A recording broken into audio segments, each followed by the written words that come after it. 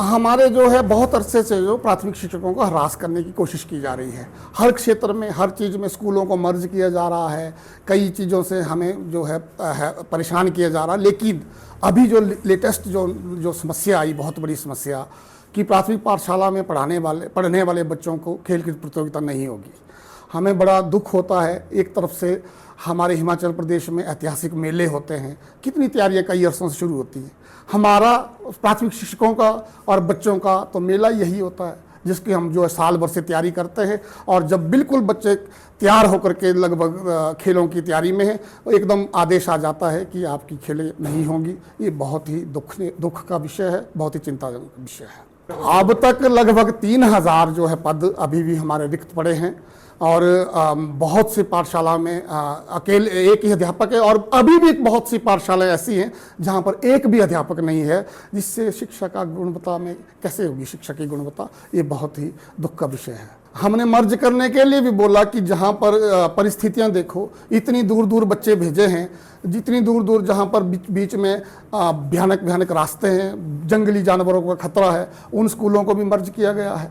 और जो संख्या के आधार पर मर्ज करना, ये मुझे अच्छा नहीं लगा, क्योंकि कुछ स्कूल जो है 200-300 मीटर की दूरी पर हैं, उनको मर्ज करना मेरे हिसाब से वो बहुत बड़ी बात नहीं है कि उन्हीं बच्चों को, उन्हीं अध्यापकों को एक ही पाठशाला में इकट्ठा करेंगे, और 5 अध्यापक अगर एक पाठशाला में होंगे तो स्तर जो है बहुत आगे बढ़ेगा। हमने ये बात रखी है कि अगर विभाग ने अडिग रहे, सरकार अडिग रही कि प्राथमिक पाठशालाओं में खेलकूद प्रतियोगिताएं नहीं होंगी, तो 21 सितंबर को जो है पूरे हिमाचल प्रदेश, जिसमें जिला कुल्लू खास करके बढ़ चढ़ करके भाग लेगा।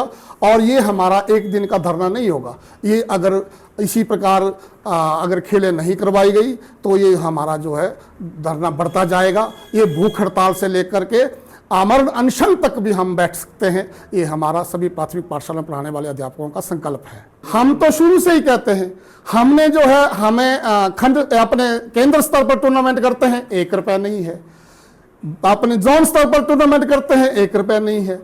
खंडों में टूर्नामेंट के लिए 90,000 आता है, और हम खंडों में 5 लाख से कम खर्चा नहीं करते हैं। जिलों में हमारी टीम जो है जाती है, तो बच्चे, हम जो बड़ी बड़ी गाड़ियों में अपना पैसा डाल करके बच्चों को ले जाते हैं, और बच्चों को एक एक बच्चों की देखभाल करते हैं। हम बच्चों को नहलाते हैं, धुलाते हैं, कपड़े धोते हैं, मालिश करते हैं। इतना बच्चों का ध्यान रखना पड़ता, छोटे बच्चे हैं। और स्टेट तक जब जाते हैं तो स्टेट में भी हमारा बहुत सा खर्चा होता है। हम तो खुद खर्चे थे। हम तो अभी भी बोलते हैं सरकार को, अगर प्रॉब्लम है, अगर समस्या है, हम खर्चेंगे। लेकिन ऐसा बड़ा अन्याय, खास करके गरीब बच्चों के, जिनके बच्चे, गरीब परिवार के बच्चे हमारे पास पढ़ रहे हैं, जिनमें प्रतिभा है, उस प्रतिभा को निखारो, उभारो, उनका दमन मत करो। ये हमारे लिए बहुत ही दुखद विषय है। लेकिन हमारे पास एक ही अध्यापक है, और 3 कक्षा प्री प्राइमरी की और 5 कक्षाएं जो है प्राइमरी की पढ़ा रहे हैं। जो ही हमारी जो है ये हमारे बच्चों का जो प्रवेश होता है, जिसको मेन काम है कि हर पाठशाला में एक ही अध्यापक है, और 8-8 कक्षाएं पढ़ानी पड़ रही हैं। अभी हमारे कुछ अध्यापक एक्सपोजर विजिट पर हमारे हिंदुस्तान में, भारत देश में नंबर 1 पर है। इसलिए है कि केरल में प्राथमिक पाठशालाओं में हर कक्षा के लिए, चाहे वो एक ही बच्चा क्यों ना हो, हर कक्षा के लिए एक अध्यापक। हमारे जो है 6300 के करीब जो है पाठशालाओं में प्री प्राइमरी चली है। 2018 में हमारी वार्ता उस समय हुई थी, और उस समय शिक्षा सचिव महोदय और सरकार ने हमें आश्वासन दिया कि बस आप शुरुआत तो करो, एक बार शुरुआत करो आप प्राथमिक पाठशाला में प्री प्राइमरी की, हम आपको अध्यापक देंगे। का तरीका बड़ा गलत है। हमारे कुछ स्कूल ऐसे मर्ज हुए जिन्हें लगभग 4-4 किलोमीटर, 5-5 किलोमीटर पैदल जाना पड़ता बच्चों को। इतना भालू बाघ बीच में मिलते हैं, और आजकल तो ऐसी स्थिति हो गई है कि एक एक बच्चे को पेरेंट्स जो है छोड़ने जाते हैं, दिन भर स्कूल में बैठते हैं, 3-4 घंटे शाम को लेने भी आते हैं। मर्ज संख्या देख के कैसे कर रहे हैं?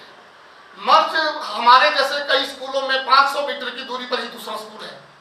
अगर वह अच्छी बनाया जा सकता है, और हर पाठशाला को अध्यापक दिए जा सकते हैं, जिससे जो है कक्षा का और शिक्षा का और स्कूल का स्तर बढ़ेगा। इसके बाद आरटी एक्ट में भी जो है हर पाठशाला में 2 अध्यापकों की नियुक्ति का जो है प्रावधान है। इसलिए कम से कम 2 अध्यापक तो हर पाठशाला में होने चाहिए। उसके बाद एक बड़ा, लेकिन CNB के 20 साल बाद जो है 2 इंक्रीमेंट एक साथ लगती है। हमारे लोग मुख्य शिक्षक बनते हैं 25 साल बाद, 30 साल बाद, लेकिन मुख्य शिक्षक को कोई पदोन्नति नहीं है, पदोन्नति का इंक्रीमेंट नहीं है। तो कहने का मतलब हाली और 4/9/14 का जो लाभ जो है वो भी पुनः बहाल किया जाए। उसके बाद स्कूल ग्रांट्स, पिछले वर्ष पिछले सत्र में हमें जो आज तक मिलता था उसकी आधी। देश दुनिया की हर खबर सबसे पहले देखने के लिए फॉलो करें Dainik Savera TV, YouTube, Facebook, Instagram, X और व्हाट्सएप चैनल पर।